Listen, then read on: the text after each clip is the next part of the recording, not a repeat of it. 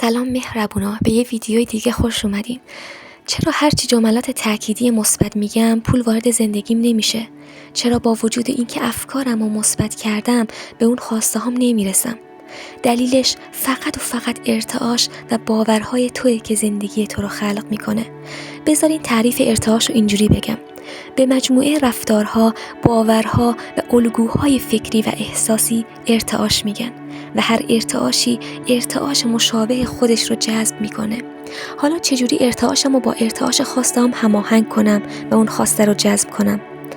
با نوشتن خواسته ها توی دفتر، زمانی که می نویسیم تمام تمرکز ذهنی و فیزیکی روی نوشتن اون خواسته گذاشته میشه و تمرکز روحی هم باید باشه و با تمام احساس و با باور 100% بنویسیم.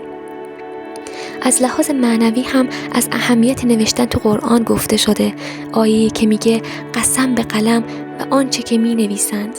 چرا نوشتن اینقدر اهمیت داره و همه جا ازش صحبت میکنن؟ چون زمانی که می نویسیم ما فکر رو از بعد غیر فیزیکی به فیزیکی تبدیل میکنیم و یه جور خلق کردنه.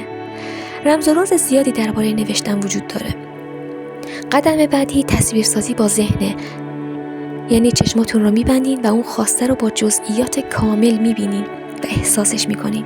انگار همین الان به دستش آوردین و باید بتونین حین تصویرسازی دو نیمکره چپ و نیمکره راست مغزتون رو با هم فعال کنین تا اون احساس در شما پررنگتر بشه و در این صورت حتی بوها، صداها و دیدن خواسته و لمس کردنش رو به وضوح احساس میکنین. اینجاست که ارتعاش شما با ارتعاش اون خواسته هماهنگ میشه.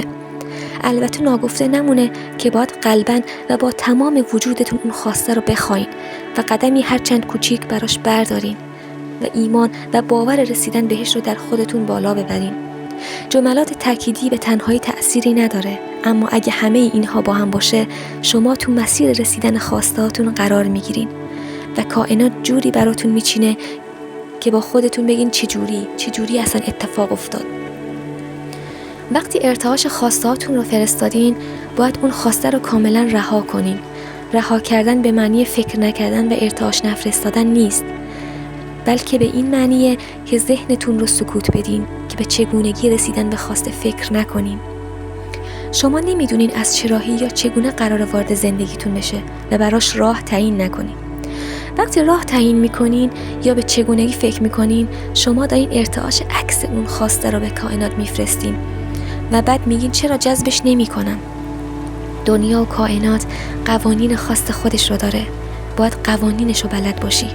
وقتی هدفی برای خودت تعیین میکنی، نه اون هدف باید اونقدر بزرگ باشه که ذهنت قبول نکنه و نه اونقدر کوچیک باشه، ولی بهتره که از هدفهای کوچکتر شروع کنی و باورپذیری خودتون رو بالا ببرین.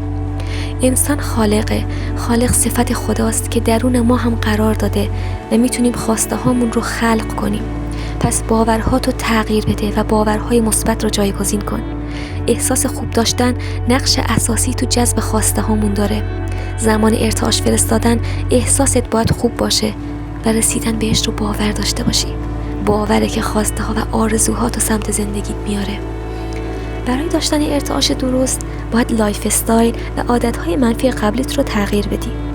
مثلا صبح زود بیدار بشی یا به جای هدر دادن زمانت کتاب بخونی، پادکست های آموزشی رو گوش بدی و تو باید سبک زندگیت رو تغییر بدی تا ارتعاشت تغییر کنه و خواستهات وارد زندگیت بشه. کارهایی که گفتم رو حتما انجام بده و نتیجهش رو برام تو کامنت ها بنویس. بهت قول میدم که با انجام این کارها تو تبدیل به یه آهنربای جذب میشی و با کمترین کار فیزیکی خواستهات رو جذب زندگیت میکنی. امیدوارم این ویدیو رو دوست داشته باشی و به دوستات هم بفرستی. مرسی که سابسکرایبم میکنی و به کمک میکنی تا دیده بشم.